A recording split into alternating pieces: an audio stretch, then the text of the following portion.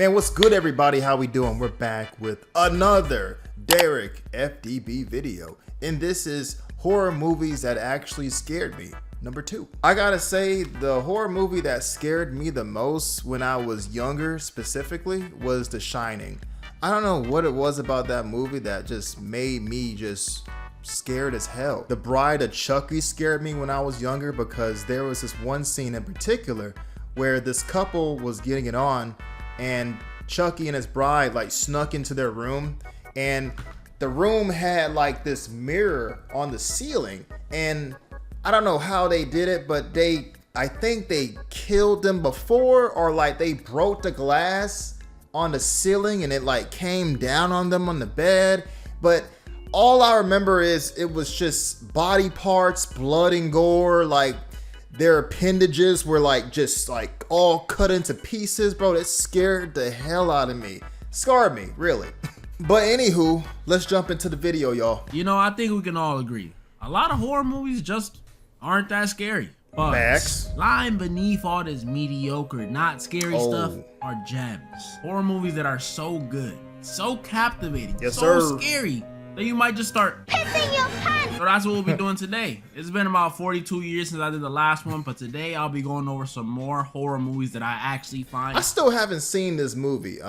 What's this movie called? I can't remember. I gotta check my phone. Black Phone. Okay, yeah, I heard Black Phone was a good movie, and the second one just came out, so I might have to like watch it. Scary. Yes, Derek, horror movies that I find scary. I have to make that clear. And in the end, I'll go over one of the scariest movies. Weapons. I haven't seen Weapons, let's bro. run it. The Black Phone.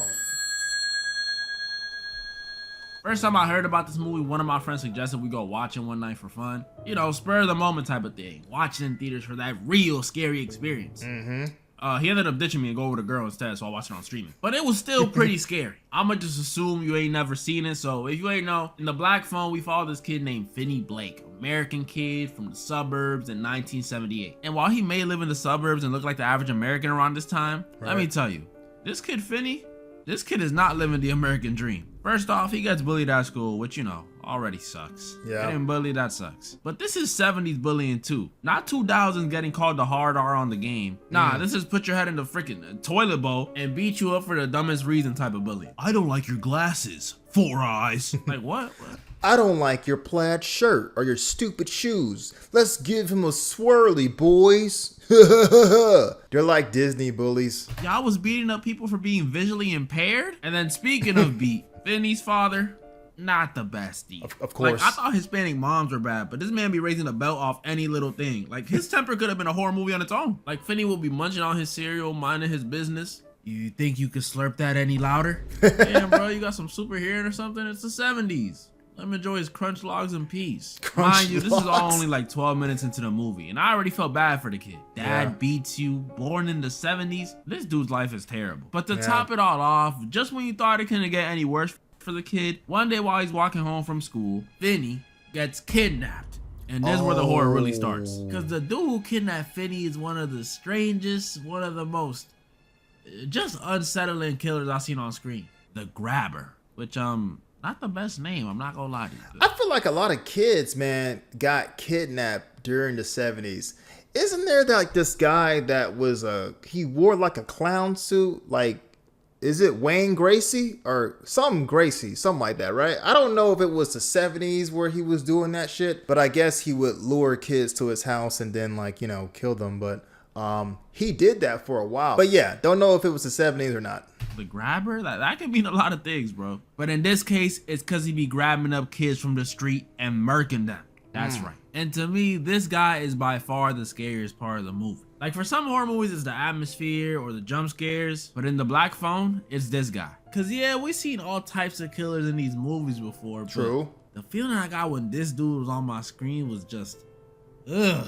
Because, you know, he likes to do these weird psychological torture games to the kids he kidnaps. Like first, he'll start acting like he's a nice guy, doing this weird Johnny Depp's Willy Wonka voice that he does. Hurt you? I'm not going to hurt you. Now, why would I?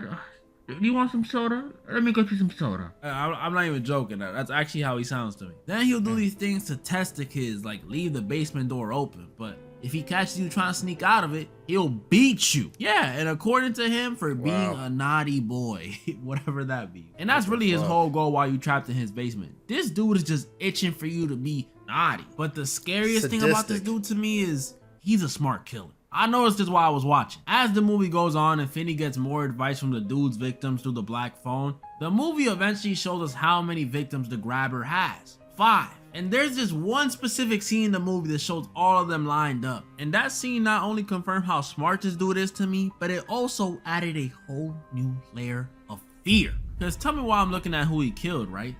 And I noticed this dude started killing minorities. And I ain't saying it's okay when it was white kids. No, I'm not saying that. But you gotta put it in perspective. This is the 70s. You tell the cops back then a Mexican kid is missing, they just gonna be like, well, he probably went home. They might as well be gone with the wind of the 70s because the NBC ain't covering them. And I don't know about y'all, but to me, that's much scarier. A lot scarier. Because that means this dude was smart enough to switch up his game plan to avoid getting caught. He was probably sitting in his room like, all right, next month I'll do white, black, white. Is that too much white? That junk is scary, y'all. I'm telling y'all. If it wasn't for him getting greedy and going after Finney, which led to his demise, a lame one at that. Like, how you gonna get pieced up by a preteen, bro? I'm telling you, this dude would have never gotten caught. He was playing meta. I did actually end up spoiling myself with the ending on that movie, and it was kind of a lackluster ending because the kid, I think, ended up like strangling him and he won. But, you know, I'm happy for the kid, right? But realistically, I don't think he's pulling that off, you know? Orphan was weird, bro.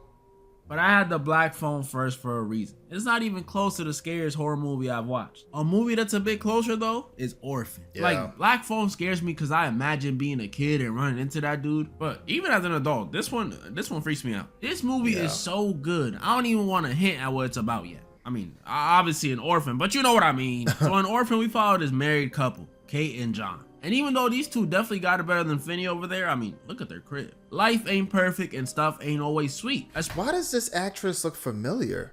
Did she play in Insidious? Or was it The Conjuring? I think it's The Conjuring, right? Especially in marriage, and trust me, I would know. I've had like 3 divorces on Sims. But in Kate and John's case, it's not divorce. It's that they lost their baby. And this loss clearly flung Kate into a depression. She took up the bottle, started seeing a therapist. This was some sad stuff. I don't know if it's Insidious or The Conjuring, but I know that she was in a horror movie. I just don't know which one.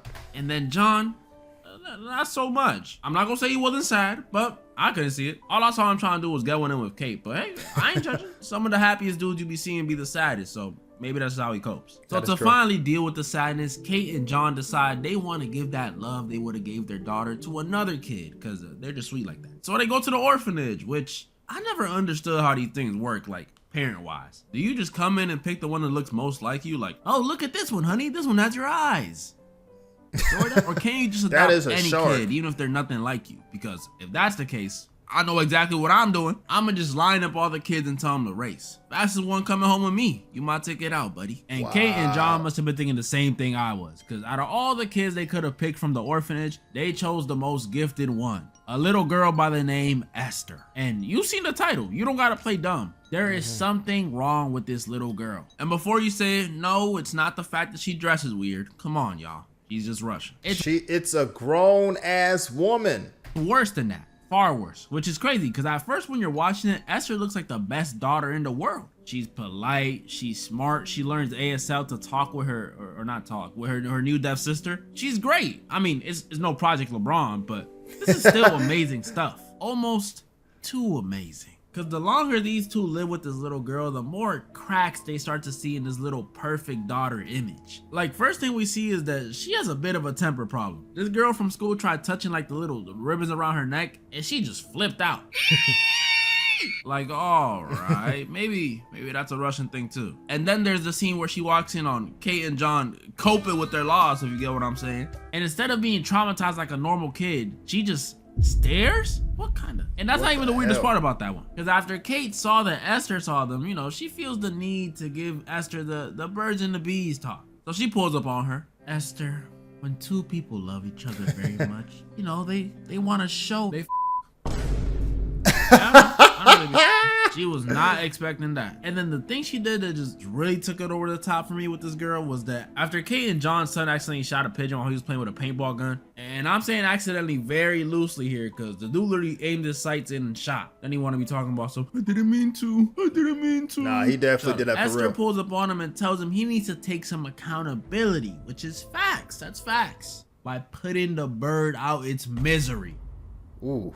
Oh my goodness, that's cold, but you are 9 years old. What are you talking about? Yeah. And the kid, Daniel, 9 obviously years couldn't old. do it. Telling me to kill a pigeon? What are you talking about? But guess what? Esther does it. No hesitation or nothing, just bop. There is something wrong with this little girl. And Kate eventually realized something is up too. So she starts doing some digging, calls the orphanage to find out what's wrong. And see, if I was the parent, I'm calling too, but I would have just said, forget figuring out what's wrong. I would have just called up. Hello? Yeah, so mine just killed a pigeon. Y'all do refunds or? And Kate doing all this investigating actually made things worse. This is when things get scary. Because if you thought Esther's antics were bad before, you don't even know. Because remember, I told y'all, Esther is a smart girl.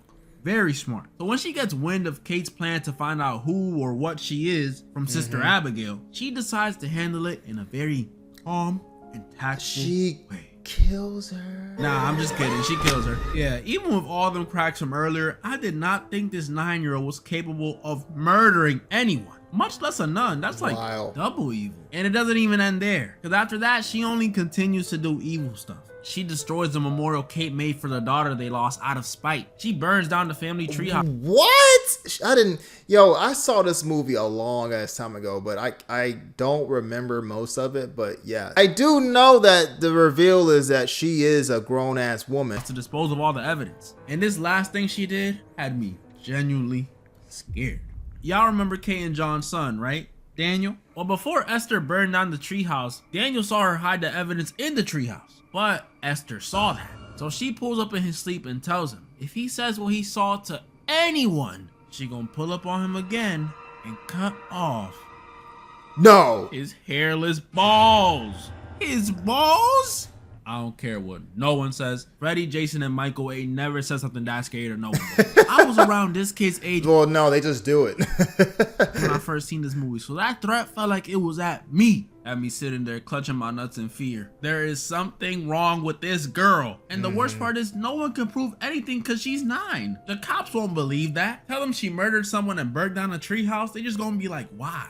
I gotta say though, quick sidebar, the child actress that played this part did a phenomenal job. Which is a good question. Why is she doing this? Is she possessed? Is she a demon? Is she a skinwalker? Why is this little girl so evil? Well, at the end of the movie, that's when it all makes sense. So after this girl Kate gets sedated for pretty much pimp slapping Esther, at this point, let's not act like she don't deserve it, y'all. We know she deserved it. John goes home with Esther and Max and leaves Kate alone at the hospital. And while she's there, she gets a call from the previous orphanage Esther belonged to. Or should I say, what she thought was the orphanage. Cause she finds out Esther's last spot wasn't an orphanage, it was a psych ward. Oh. Yeah, this little girl is crazy, which makes sense. You gotta have at least a few screws loose to threaten to cut off someone's ball. But that's not even the full explanation. Cause this Russian dude tells Kate, on top of being crazy, Esther has been keeping something else under wraps. Last chance to leave, y'all. Last chance. This little girl Esther is not a little girl at all. Right. She's a grown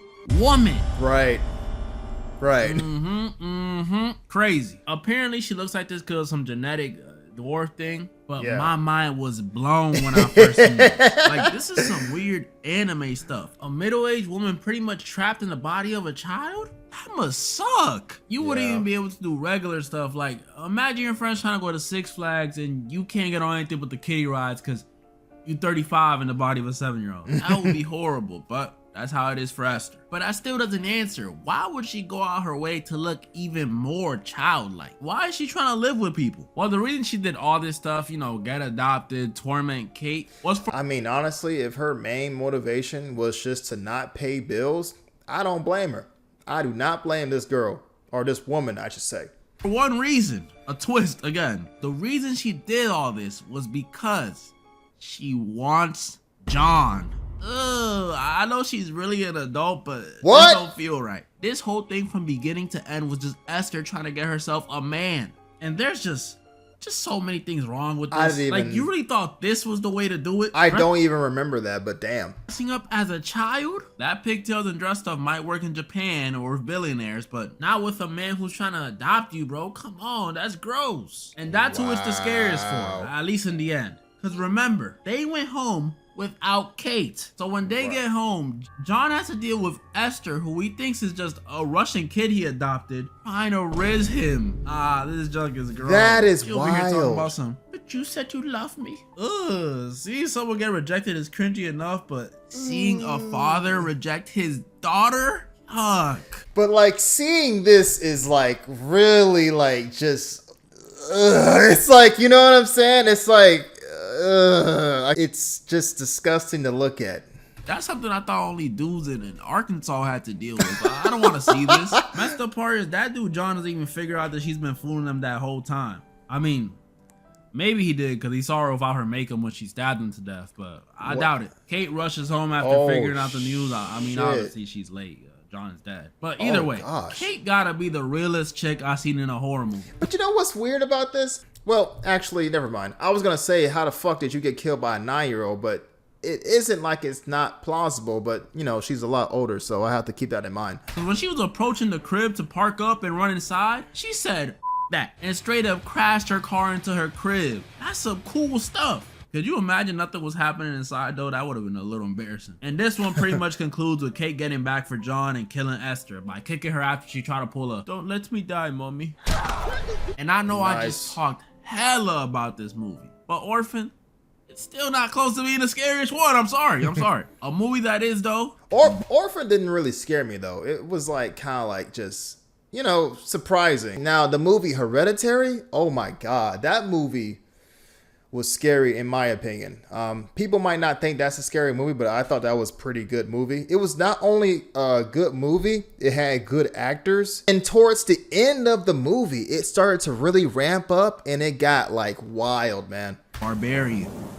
I've seen this.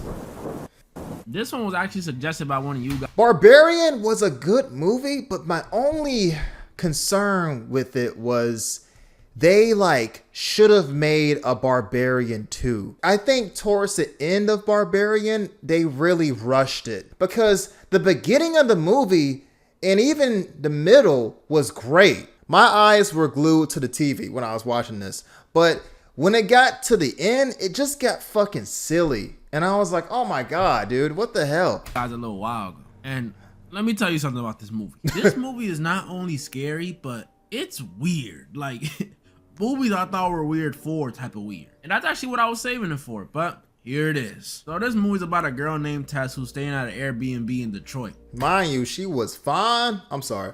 I ain't saying nothing. Except this Airbnb got some weird stuff going on in it. First of all, when this girl gets there, she finds out someone else was already staying there. A dude at that. And because Pennywise. some event going on in the city, she has to stay with him. Oh, heck nah. See, I'm a dude and I'm sleeping amongst the rats before I even think about sharing a crib with literal Pennywise. That's exactly y'all. Look at you. But that was only the first thing, because later at night, the weird stuff continues. When Tess in the middle of the night hears a weird sound. And I mean weird.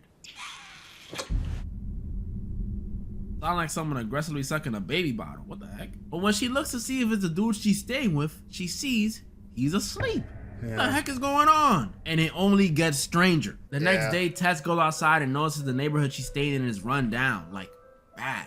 I ain't saying nothing. After her job interview, people tell her she shouldn't even be on that side of town, that it's dangerous. And strangest of all, when Tess gets back to the crib and accidentally gets herself stuck in the basement, she finds a hidden room. And in that hidden room, there's another room. And I don't know what And mind you, when she like calls the cops are fucking useless and they attend to like another matter without trying to help her. And I'm like, bro, oh my god, this movie, like, it was a really good movie to me. And it was scary, it was suspenseful, all that. But bro, when it starts to like rev up towards the end, I was like, bro, what are they doing with this movie? What they should have done is made another one. They should have made a second one. It would have been perfect, bro. happening here, but it must have been some messed up stuff. Cause this room had a bucket, a stained mattress, a camera, and a bloody handprint. This is not good. Tess obviously panics, and luckily, at the same time, her roommate comes back. Convenient, huh? And she starts telling him, look, we gotta go. There's a bucket with boo-boo, a camera, and a bloody handprint in the basement. Bucket of boo-boo. And it's a horror movie, so you know dumb stuff is like law. Tell me why this dude says, I should go check it out myself to be safe. So fucking stupid, bro.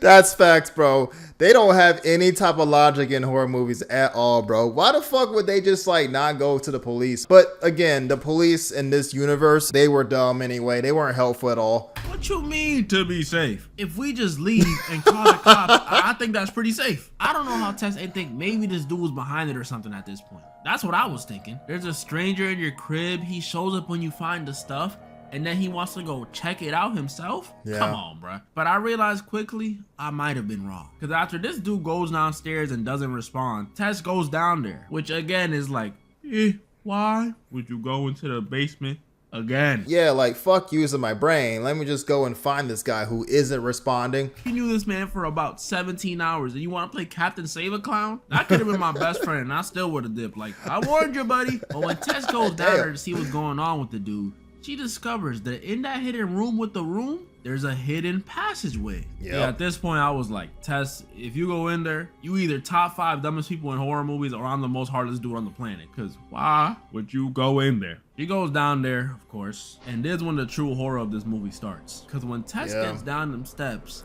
she finds a few, I'll say, surprising things. First of all, she finds out this downstairs area isn't just a basement within a basement. It's a whole tunnel system. Then in that very same tunnel system, she finds some cages, some very big cages. And then, most surprising of all, she finds her roommate. Which is surprising because I thought you were in danger, buddy. What happened? At this point watching this, y'all should be thinking the same thing I was thinking when I first watched it. Oh yeah, Tess, you stupid. It's clearly him behind it. And he's trying to act all scared. This is all clearly him. Yeah. That scene fucked me up because I was like, this entire time, I thought it was Pennywise. I was like, well, I forgot the guy's name, but the guy that plays Pennywise, I thought it was him. But I love a movie that has a good plot twist because it kind of made me think the entire time this got to be the killer, but it really wasn't. He ends up getting like murked by this freaking weird, like, I don't know what you even call this thing, this weird monster looking woman who is like inbred. Like, it turns out this guy was a rapist and like he was like stalking this woman in her house and he ends up capturing her and he rapes her. He does this to like a ton of women, but he'll explain most of it, I'm sure. Oh my. Out of nowhere from the tunnels came this giant naked lady that just straight up murked Keith. Yeah. And I mean like really naked. Like I can't show y'all, but just know they was hanging 10. And this naked monster lady is by far the most disturbing part of this movie. Yeah. Well, her and how she was made. Like, we don't see it immediately, but after she captures Tess, the actual owner of the house comes through and discovers the same tunnels. And that's when we see how scary this lady is. Because first of all, her speech, non-existent. Cave speak. And you may not find this scary, but I do. I don't want to be held hostage by someone who speaks like, speaking in oogas and boogas. Are you mad or excited? I can't tell. Then we find out they call her the mother, which you may be thinking, oh, why is that a big deal? Well, the reason they call her the mother is because she wants to be a mother so bad that she feeds the people she captures through baby bottles. Yeah, she's giving them milk. How the mother was made, she is like a product of generations of incest, and it's so disturbing, it's disgusting, it's unsettling, and that's how that like abomination just came about. It's really sad because it all started with this guy who would like go around and like prey on like these helpless women, and then he would capture them and put them in cages in his in those tunnels, and then he would, you know, rape them and he would record it.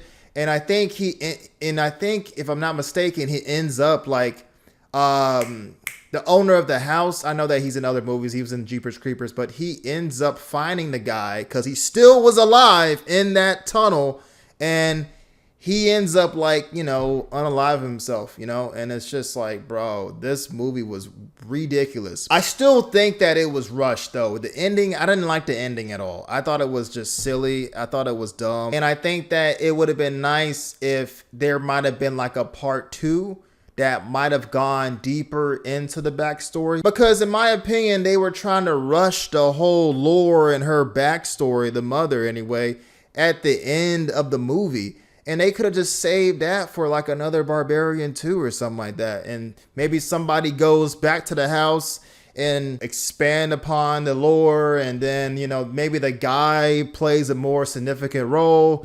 But I don't know. That's just my opinion. Not that with her speech, she's running to the grocery store and asking where the dairy section is at. So you can only assume. That's right. That's her milk. That's disgusting. Ooh. But I'm drinking all of it. Look, it's either that or she starts getting aggressive. And if I'm in this, if she want a baby, she gonna get a baby. The second she put that bottle through the cage, I'm gonna be in there. You don't, my brother, you do not want that milk. You do not want that milk. Plus, it beats what happens if you don't drink it. If you don't drink it out the bottle, she takes you out the cage and makes you drink it straight from the source. Actually, give me the bottle. Just give me the bottle at that point. I forgot about that. Which I don't even gotta explain why a giant naked cave lady giving you some mother's milk is both terrifying and disgusting. And I already know it's gonna be some of y'all in the comments saying, hear me out. No, bro. Nah. I'm not hearing you out. But like I said, how she was made was even scarier. Because she may look like the monster of this movie. I mean, she is, but there's a bigger monster behind all this. Yeah, this dude, not that guy. This guy is a fucking demon. Like this dude right here. And you know what's crazy? There's probably like a bunch of dudes in this time period, because I'm thinking like, I mean, his crimes dated back to like the 70s or 80s, man. So he was doing this all the way back then. And then, you know, it's just like generations of incest and, you know, abuse. And I still don't really understand how you create an abomination like that. Because really, realistically, the mother is, you know, not the monster. And it's pretty sad. I don't want to really call her an abomination, but she's a product of this guy's fucking sick and twisted evil. So, yeah, it's just sad all around. And it's okay to be confused. Just looks like a middle-aged dude, right? But this guy is actually a serial killer. Yep. Yeah. And when I say this dude is sick, I mean he's sick. Because not only was he murking exclusively women on some Doma stuff, but he would have babies with these women. Yeah. And after he would have babies with these women, he would have babies with those babies. I know, take it all in, take it all in. And he did this over and over and over. And nobody caught his ass. Nobody. Again, until he made the mother, which explains the appearance, the strength, and the cave speak. Yeah, this movie is sick. And now, for the scariest movie of the video, it's no other than Weapons. Oh, okay. I have not seen Weapons. I got a lot of stuff I want to say about this movie. First, Warner Bros. Hold this is fair use. Now, before I even get to how I feel about it, you gotta know this movie is special. It's about missing kids like the Black Phone and directed by the dude who made Barbarian. And it shows, because this movie was probably the scariest experience I had in a movie theater ever. And I've seen a dude get jumped at the theaters before. If you ain't never seen it, this movie's about a small town where a classroom of kids go missing under mysterious circumstances. 17 kids all ran out their homes at 2:17 a.m. Yeah, 2 a.m., not 3. And all of them never to be seen again, except one. But the strange thing is, when they ran out, they all did this triangular pose, almost like a mix between T-posing and the Naruto run. And now the town and the parents are in an uproar, trying to figure out how or why this happened. And that's all y'all really need to know, because this first half is all it took for this movie to scare me. But I didn't know it was gonna be that scary when I was coming in. I came in thinking, scary schmary. But then about 5 minutes into the movie, when I seen that first kid run across the street with his arm stretched out, I wanna go home. I can't explain it. It wasn't a disturbing or scary killer. It wasn't spammy jump scares. It was just vibes. That's the best way I can explain it. This movie had scary vibes. Like, bro, this jump was so scary, it made me realize I might be on the spectrum. No, I'm serious. Because every time I felt tensions rising or stuff became too much for me, I was immediately rushing to cover my ears. I'm serious. I spent about 80% of the movie like that. Packed theater too. I ain't care. That's just how real it was. I ain't care about what the people around me thought. I was just trying to make it through. And that's what I think it was with this movie. Like, yeah, of course, there's also a mix of fear of the unknown, but I think the music of this movie, or even lack thereof sometimes, just built this tension. And it makes sense too. We all know horror movies aren't scary without their music. Like, you're not gonna be scared watching The Conjuring if it had freaking SpongeBob music in the back. Like, nah, it just wouldn't be the same. That would be hilarious. Somebody should get on that. And Weapons was really good at it. The music just made me feel like something was always about to happen. Like, there's this one scene early on in the movie where the teacher of the kids that went missing goes to visit the one kid that didn't go missing to, you know, figure out why he's the odd one out. But while she's posted up out there waiting to see something suspicious, she accidentally falls asleep. But that's not the scary part. The scary part is while she's asleep, the kid's house door opens. And when I tell y'all I've never been so scared to see a door in my life, I'm not trolling. Like, that jug had my heart racing. And then when we saw some lady come out that same door wielding some scissors and walking around like a crackhead, oh my goodness. I was in the theater, ears covered. Wake up, come on.